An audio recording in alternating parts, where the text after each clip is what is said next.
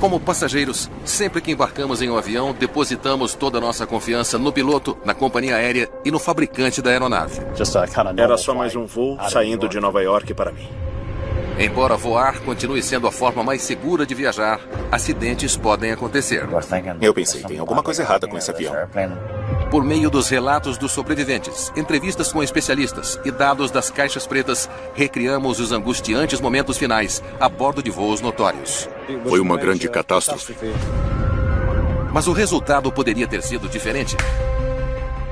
Com a ajuda de uma equipe de pilotos altamente qualificados e um simulador de voo de última geração, vamos mostrar a pressão vivenciada dentro do cockpit. Você vê o que espera ver. Você acredita no que quer acreditar. Quando se depararem com falhas, os pilotos comerciais, acrobáticos e militares precisarão tomar decisões de vida ou morte em frações de segundos.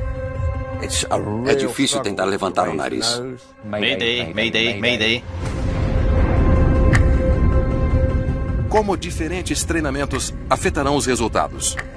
Estou com um problema de controle de voo e lutando para controlar a aeronave. Agora estou em pânico. Tendo a chance de vivenciar esses últimos momentos, o que eles farão de diferente? Não há como alguém ter sobrevivido a uma queda dessas. Tragédias aéreas recriadas.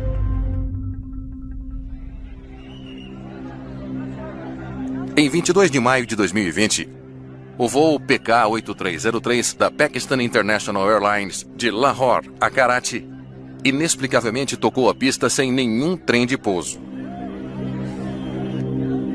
O dano causou uma falha dos dois motores durante sua segunda tentativa de pouso, tirando a vida de 98 pessoas. Com base nos fatos disponíveis de uma investigação que acontecia no momento das gravações, nós juntamos o que sabíamos e tentamos entender os desafios envolvidos em uma de nossas histórias mais incomuns.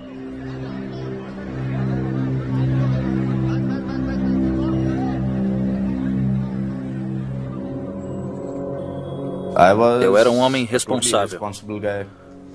Eu gostava de festas. Eu me casei e foi um casamento arranjado. Eu disse para os meus pais, sugiram uma mulher. E eles encontraram uma. Eles me mostraram e quando eu vi, eu senti um clique. Duas personalidades diferentes fazendo as coisas funcionarem e formando uma família. Eu não sou o que eu era há 18 anos. Quando os nossos filhos vieram ao mundo, eu e a Fáuzia criamos eles com muito amor. Meu filho mais velho é o Ismael. A Aileen é a mais nova. E a Inaya é a minha filha mais velha. São crianças perfeitas, são puro amor. Eu me aposentei de outras atividades. Era só trabalho e família, nada mais.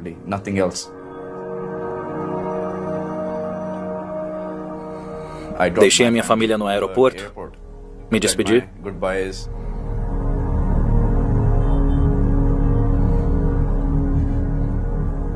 Não sabia que era a última vez que me despediria deles.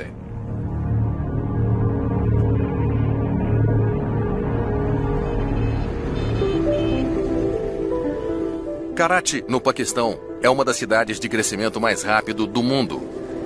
Com uma população de quase 16 milhões e meio de pessoas, também é uma das mais densamente habitadas. A crescente demanda por habitação tem sido um desafio, que resultou em blocos de apartamentos sendo construídos mais próximos, não apenas um do outro, como também do aeroporto, com apenas algumas centenas de passos sob o caminho de aeronaves pousando.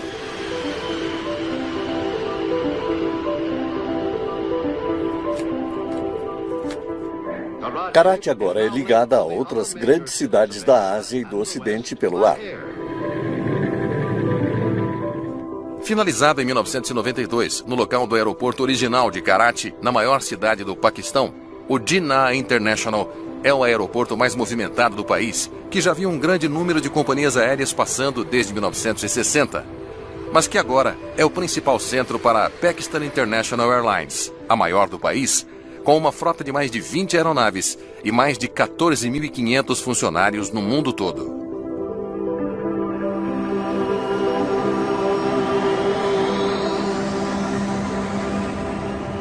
Então, quando a Organização da Aviação Comercial, a Organização da Aviação Civil Internacional, OACI, estabeleceu padrões e práticas recomendadas para a aviação, eles a chamaram de SAP. É um conjunto básico de padrões que todos os países precisam seguir. E eles devem seguir se eles forem signatários da OACI. Quem estiver administrando o regulamento e cuidando da segurança de todas as empresas aéreas daquele país precisa conseguir garantir inspeções de segurança o suficiente. Quando isso está em jogo, a OACI pode vir dizer: por que a segurança não está robusta como deveria? Por que não está cumprindo com o nível mínimo dos padrões exigidos pela OACI? E não apenas isso, outros países podem dizer: você não está cumprindo os padrões, por isso nós não vamos permitir que você pilote aeronaves sobre as nossas pessoas, em nossas empresas, em nosso país. A formação de novos pilotos no Paquistão é função das autoridades da aviação civil do país. E o processo de formação envolve uma avaliação de habilidades físicas, práticas e técnicas da pessoa, conquistadas após centenas de horas de treinamento. Além da licença para voar, todo piloto recebe uma autorização para o tipo de aeronave que pode pilotar e voa um determinado número de horas de treinamento. Essas exigências são similares no mundo todo para garantir que os pilotos que voam internacionalmente sejam qualificados da mesma forma.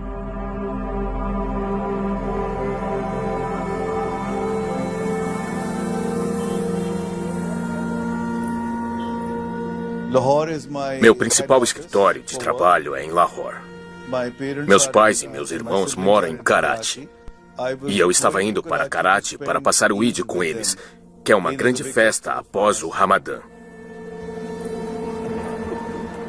Era um dia normal, mas de muitas formas não era. Eu ia viajar com outra companhia aérea em um voo às 11 horas. Mas mudei o voo para 1 hora da tarde, porque eu tenho problemas para acordar cedo pelas manhãs.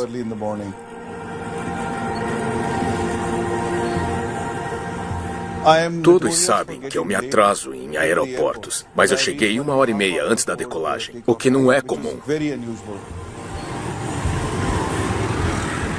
Minha sogra estava sofrendo com câncer terminal no seio. Um dos pulmões dela tinha parado.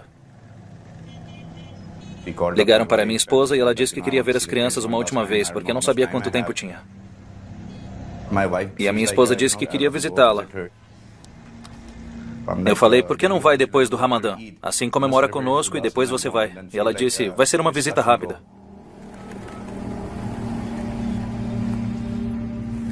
Eu os deixei no aeroporto e depois fui para o escritório. Eu achei que eles me ligariam 2 horas depois e me diriam que chegaram bem, como sempre.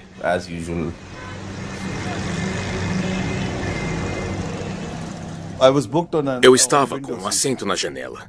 Eu prefiro assentos no corredor, mas me trocaram, então eu acabei chegando mais cedo no aeroporto. Acho que trocar de assento era meu destino. Eu coloquei meus fones e comecei a ouvir músicas e comecei a trabalhar ao mesmo tempo. O voo decolou um pouco antes do horário programado. Tudo estava acontecendo muito rápido, como se alguma coisa estivesse esperando no ar.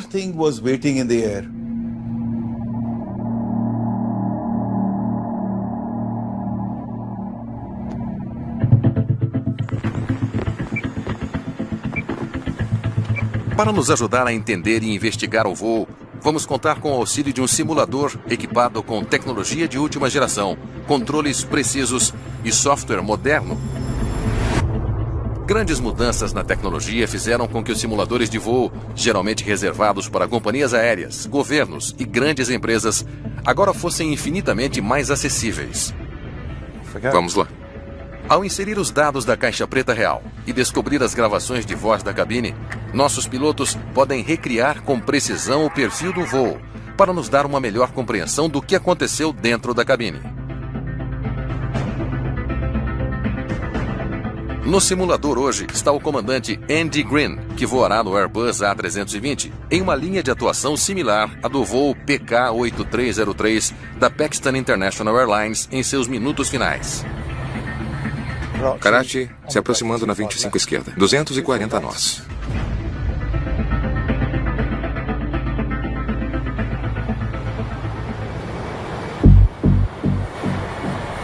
22 de maio de 2020, voo PK-8303. Eu não socializo em aviões, sabe? É o único tempo em que, geralmente, eu tenho durante os meus dias. Porque eu fico trabalhando no telefone. Então, quando não estou trabalhando, estou assistindo filmes.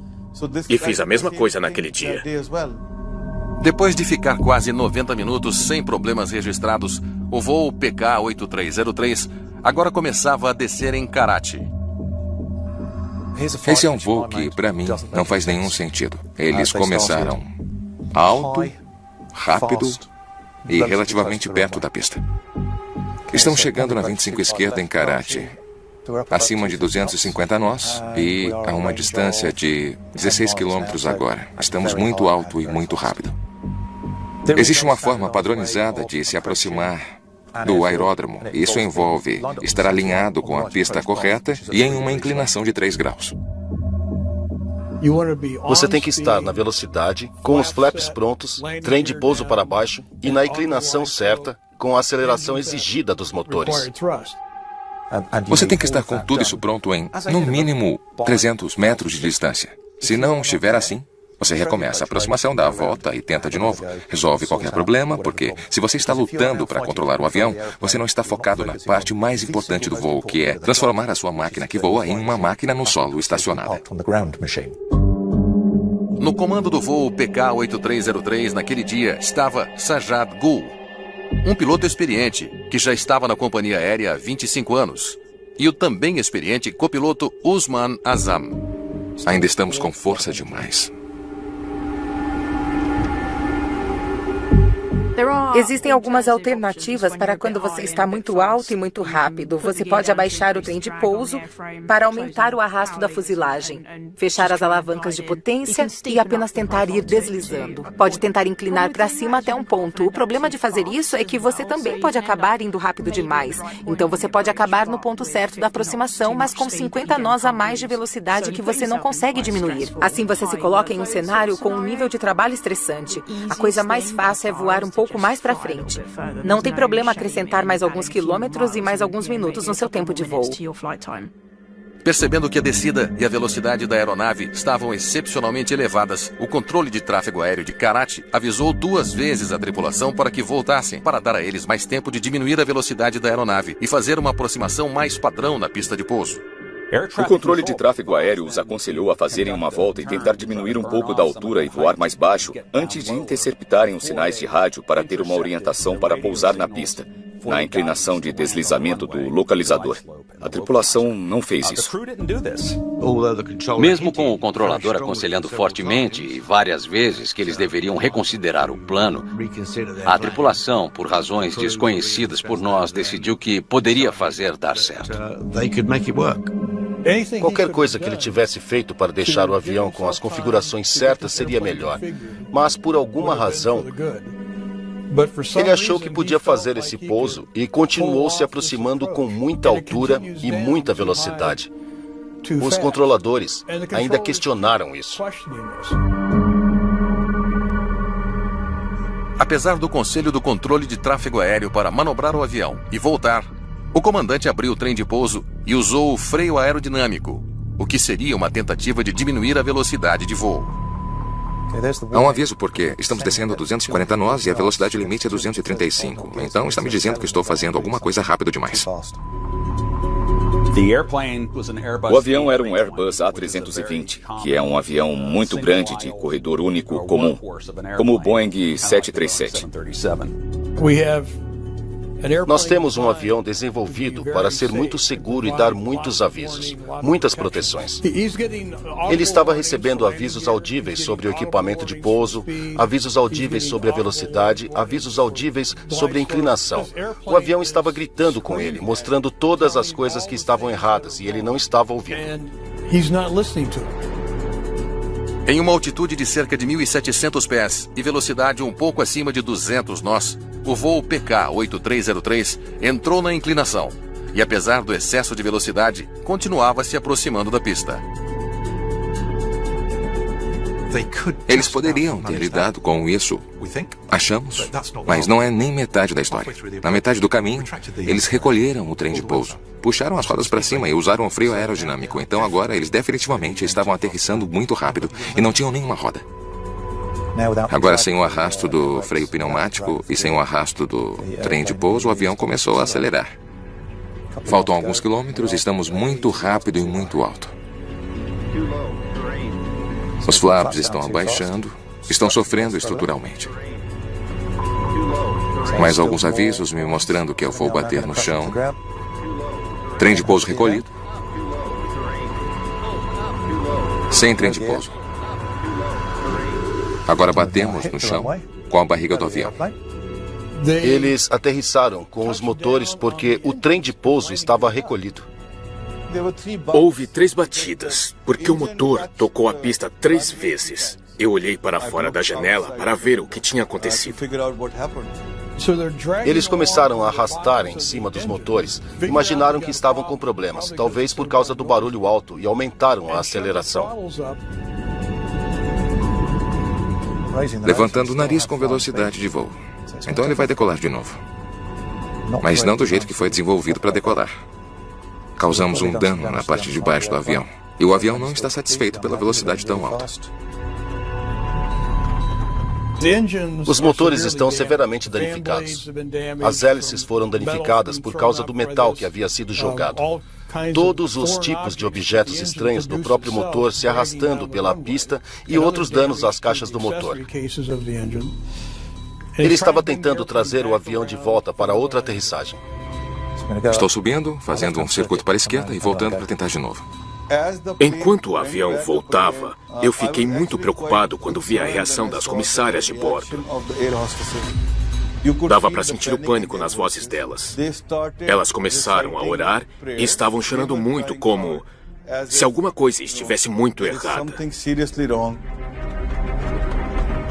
Temos 2 motores severamente danificados, baixa altitude, e estamos fazendo o circuito de tráfego para aterrissar de novo. O motor começa a perder potência.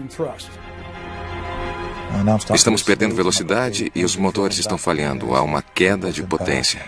Estamos caindo do céu agora. Não há chance de voltarmos para o aeródromo à esquerda. 30 segundos antes da queda, o avião chacoalhou e a porta da cabine abriu. Eu podia ver o avião caindo.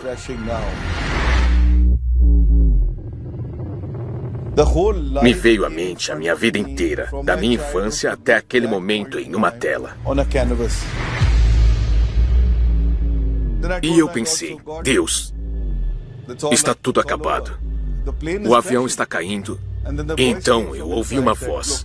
Olhe, ainda não é sua hora. O meu Deus estava me dizendo que eu ficaria bem. Não é um bom lugar para ter outra falha de motor. A perspectiva é péssima do que acontece depois. Ele estava em cima de uma cidade, ele não tem muitos lugares para ir. Não havia potência de motor, não tinha altitude o bastante e caíram mais ou menos a 1,5 km antes da pista, em uma área residencial.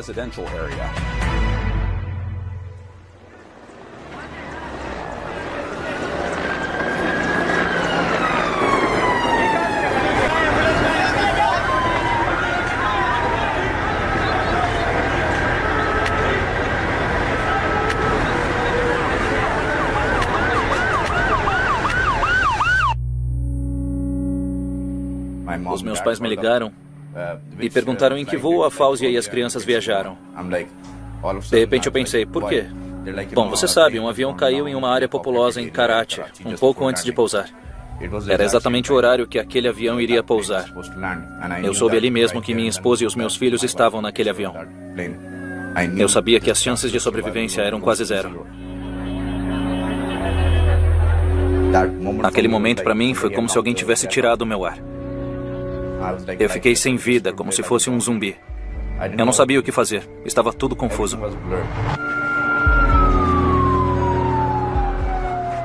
Quase todas as 99 pessoas a bordo morreram, com exceção de 2.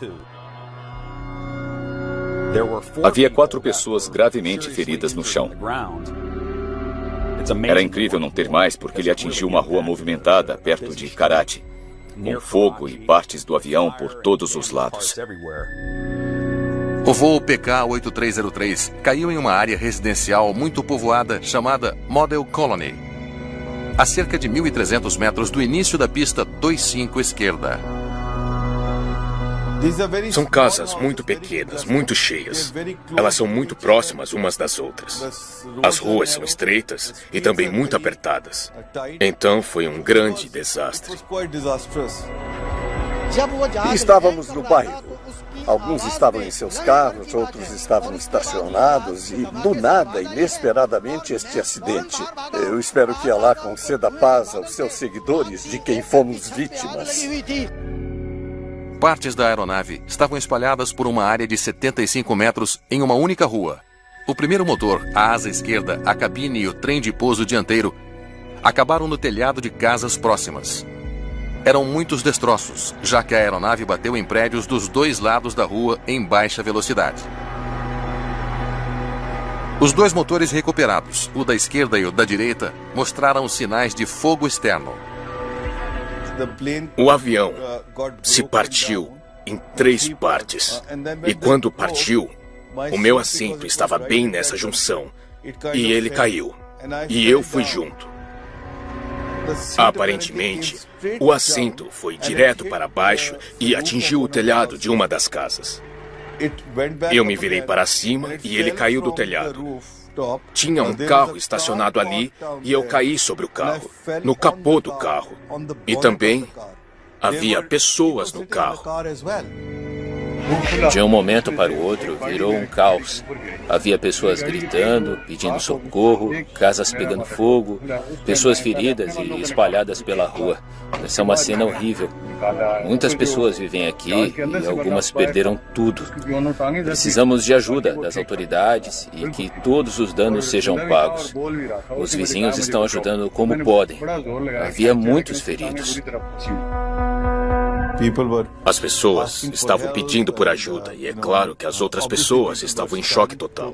2 minutos depois, começou um incêndio ali.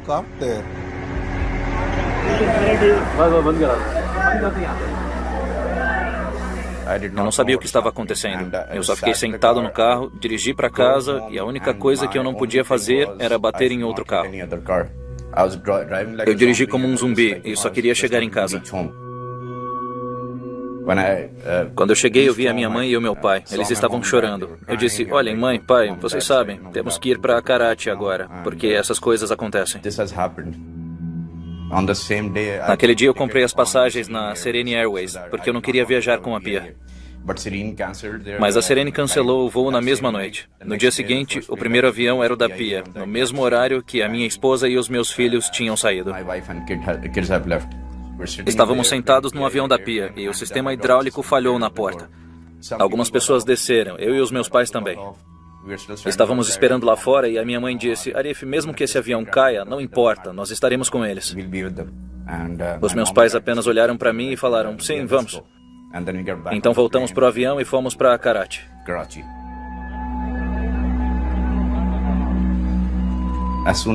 Quando pousamos em Karachi, eu fui até os necrotérios e estava um caos enorme. Não havia apoio do governo, ninguém para nos guiar. Eu vi o rosto dela. Eu vi os pés dela. E se é alguém que você ama, se você tiver um sinal indicador, tudo se encaixa. Eu sabia que era minha esposa. Agora, em qualquer país, isso não seria uma função do cidadão. É responsabilidade do Estado identificar corretamente o corpo e me dar um caixão fechado. Essa não era a imagem da minha esposa que eu queria ter na cabeça.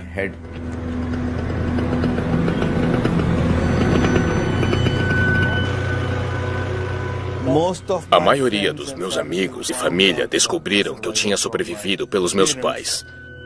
Eles não acreditavam que as notícias estavam corretas. Eles achavam que não havia chance de, nesse tipo de acidente, alguém sobreviver.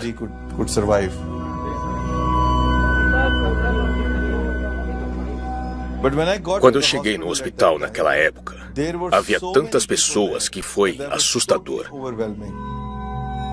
Havia centenas de pessoas esperando por mim. que estavam rezando por mim. Isso foi muito impressionante. Foi naquele momento que eu fiquei muito emocionado com toda aquela história. E como eu sou abençoado, foi quando eu entendi como eu era abençoado.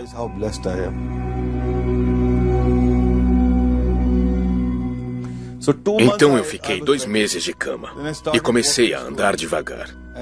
Depois de quase 4 meses após o acidente, o que eu mais queria era superar o medo de não querer mais viajar de avião.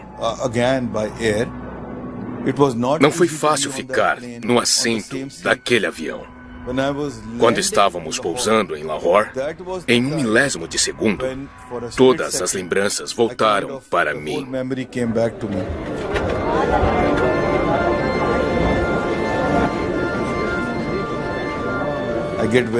Eu fico muito emocionado quando eu tenho que falar sobre esse acidente e sobre as vítimas da queda. Eu não sei, as pessoas não gostam, mas não é fácil. Nós estávamos todos juntos e eu sobrevivi.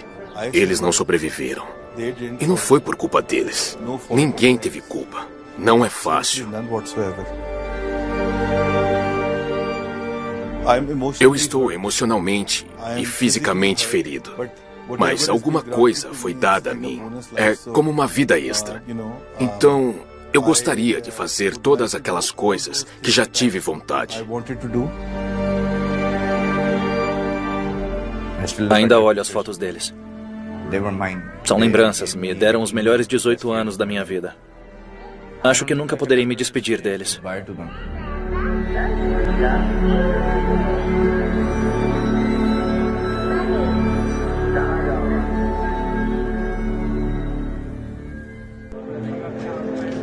Apesar de ter sido muito danificado em razão do fogo no local da queda, o gravador de voz da cabine continha gravações de boa qualidade de todo o voo.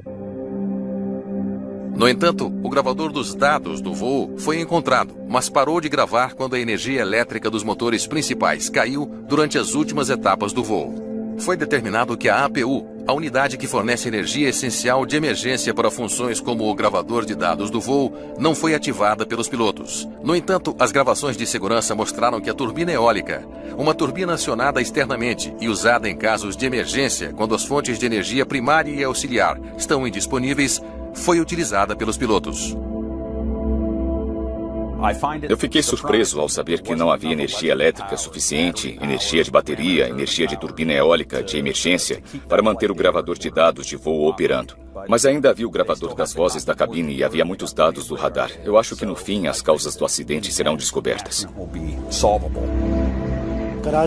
O que aconteceu em Karachi me deixa grato por eu poder falar e estar vivo.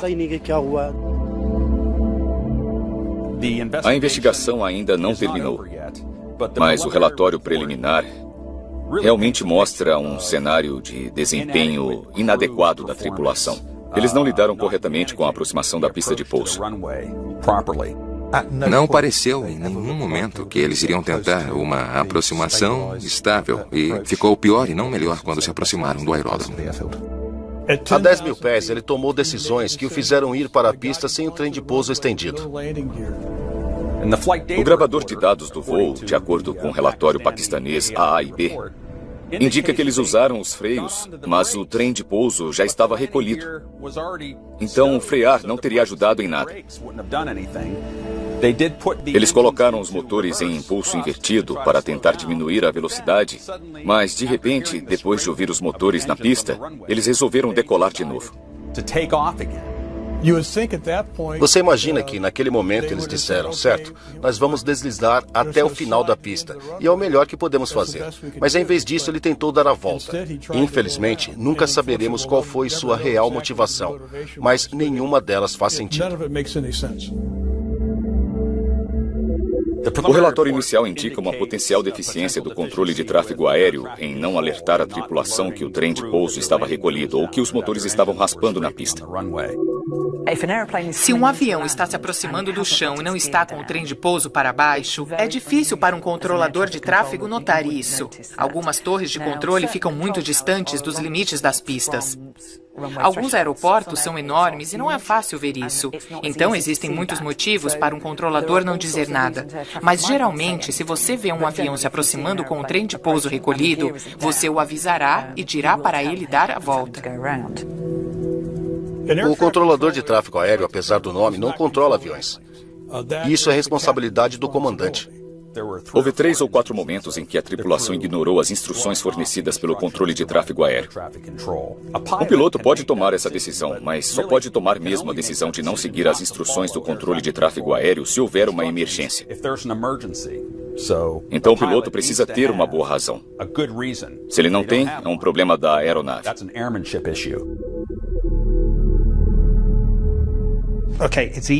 É fácil dizer que um piloto fez alguma coisa estúpida, é fácil dizer que o piloto é preguiçoso.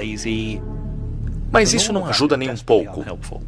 Não chegamos mais perto de, 1, responder por que isso aconteceu e 2, evitar que coisas assim aconteçam de novo. Poucos pilotos são deliberadamente responsáveis ou fazem alguma sabotagem. Se você se colocar no corpo e na mente daquela pessoa, diga: por que eles acham que o que fizeram era a coisa certa? Isso permite que você veja de um ângulo muito diferente. Sabemos que esse acidente aconteceu quando a epidemia da Covid-19 estava começando a piorar. Isso causou muitos danos à indústria internacional de aviação. Esses pilotos, seres humanos, estavam preocupados com seus empregos, o que isso significaria para eles, para suas famílias, colocar comida na mesa e todas as outras preocupações. Para mim, parece que os 2 pilotos estavam incapacitados por essa combinação de estresse e emoção, e isso acabou se desenvolvendo neles. Quanto maior o nível de estresse, mais provável que nós respondamos emocionalmente a uma situação do que considerando e pensando de uma maneira lógica.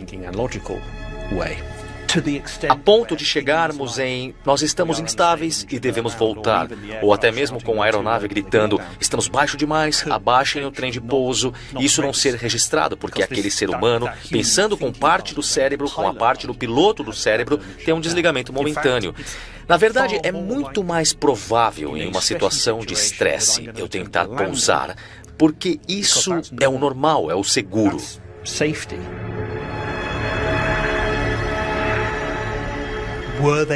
Eles estavam sendo capazes de lidar com o estresse extra que apareceu no momento errado? Possivelmente não. Eles tinham a opção de dizer, quer saber, se alguma coisa muito estressante aparecer hoje, eu não sei ao certo se vou conseguir lidar com ela? Eu acho que essas são questões que valem mais a pena serem perguntadas para chegar a uma resposta do que perguntar por que um piloto recolheu o trem de pouso quando ele deveria ter deixado o trem de pouso abaixado.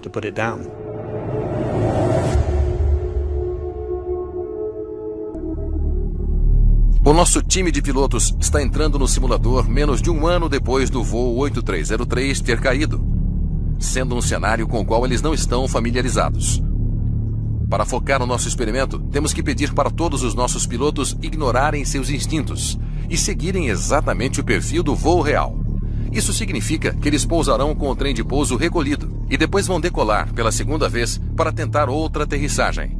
O que eles decidirão fazer depois disso ficará a critério deles. Enquanto a situação se desenvolve, quais decisões de milésimos de segundos eles tomarão para tentar evitar o desastre? Meu nome é Dave Henry, sou piloto e jornalista de aviação. Meu nome é Robert Dave, sou piloto em empresa aérea. Estou há 33 anos voando comercialmente. Sou a Lauren Wilson, sou piloto de um Dash 81400, adoro pilotar qualquer coisa com algumas hélices e alguns motores B. Chegando a 500 pés, nós deveríamos estar aqui a cerca de 180, mas estamos a 325. Tem barulho aqui nesta cabine e eu estou recebendo os avisos em terra porque o trem de pouso está recolhido. Eles não sabem que vamos pousar, todos estão chamando a atenção. Muito bem, superfície muito baixa e flaps estendidos. Agora, vamos aumentar nossa velocidade. Trem de pouso recolhido. Alavancas de potência inativas. Essa é a pior situação que você pode estar. Isso é uma loucura. Eu não acredito que alguém fez isso. Vou ter que bater, subir de novo e dar a volta. Certo, agora estamos... Na verdade, pousamos com o próprio motor. Estou dando a volta. Ele não está gostando muito. Estou com o controle para trás. O motor acabou de me erguer. Temos 150 e estamos voando de novo. Estamos suspensos no ar. Muito bem, Airbus. Dando a volta. O trem de pouso seria recolhido, mas ele já está recolhido. Estou em uma situação terrível agora. Vou tentar pousar esse avião muito rápido. Vou tentar escolher uma opção com pouca resistência. Ir por esse espaço aqui. Estamos a 2.500 pés. O que aconteceu aqui? Perdemos. Acho que um dos motores pegou fogo. Ai, meu Deus. Vou voltar para pousar o mais rápido possível, mas o fato de os motores estarem falhando significa que não tenho tempo para decidir para onde ir. Isso é uma notícia ruim no momento.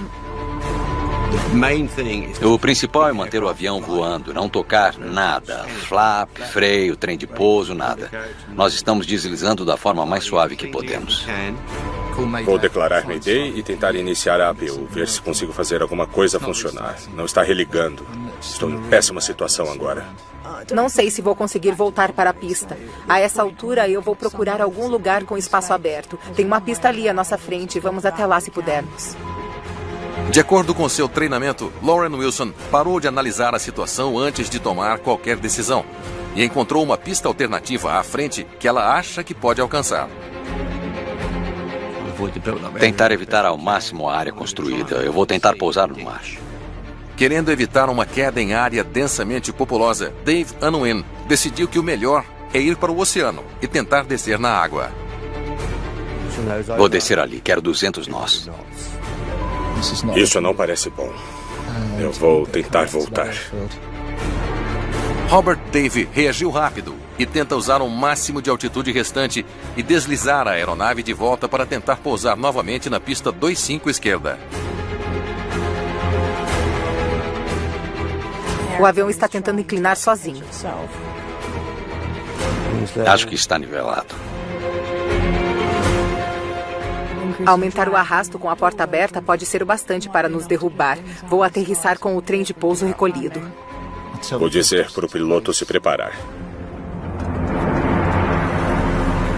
É perto demais. Na lateral. É o melhor que eu posso fazer. É possível sobreviver. Eu acho que a água está bem quente, mas ainda está muito, muito apertada. Não é o ideal. É estressante.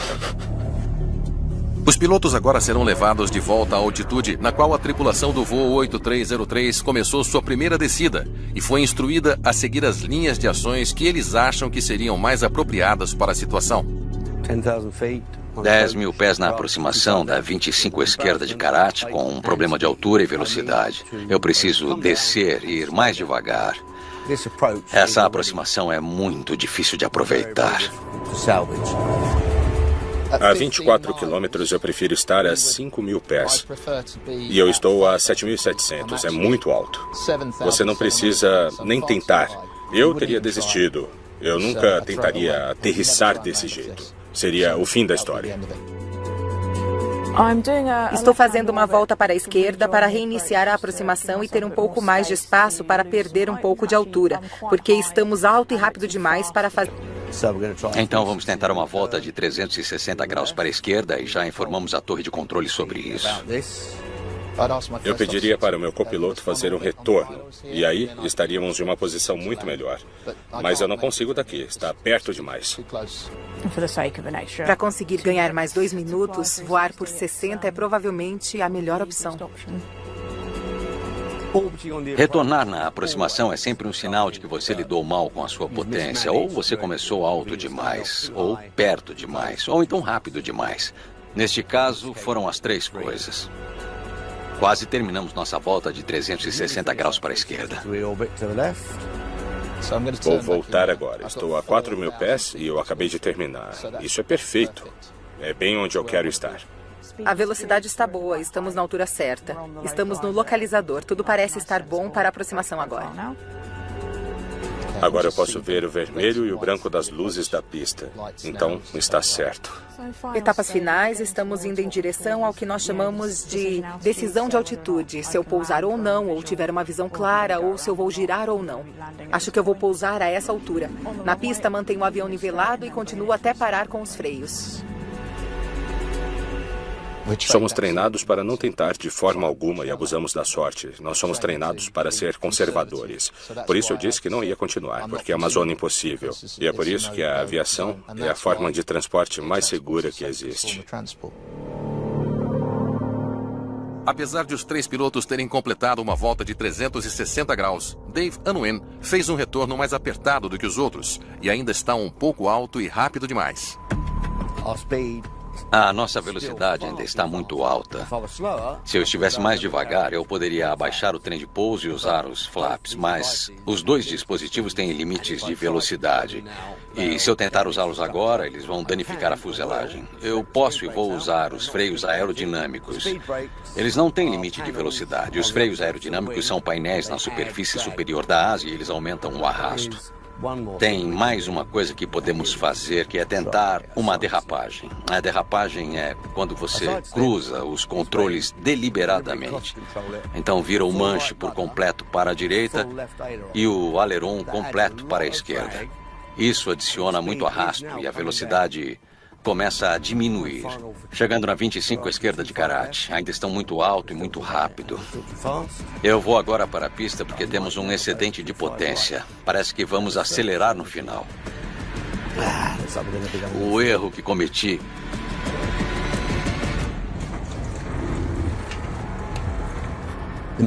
foi que acelerei quando estava longe, porque tínhamos muita potência. Acelerar no final é preferível a cair de uma vez, e foi o que eles conseguiram fazer. Na nossa simulação final, pedimos para o piloto aposentado Andy Green verificar se, sem a opção de retornar, haveria alguma forma de reduzir a velocidade o bastante para aterrissar o avião. Estamos a 10 mil pés, acima de 200 nós, e temos muita potência para nos livrar. Em um caça fazemos isso aerodinamicamente com arrasto. Vamos ver se funciona aqui nesse avião. Vou tirar totalmente os freios pneumáticos e vou subir para mais de 300 nós, até a velocidade limite da fuselagem.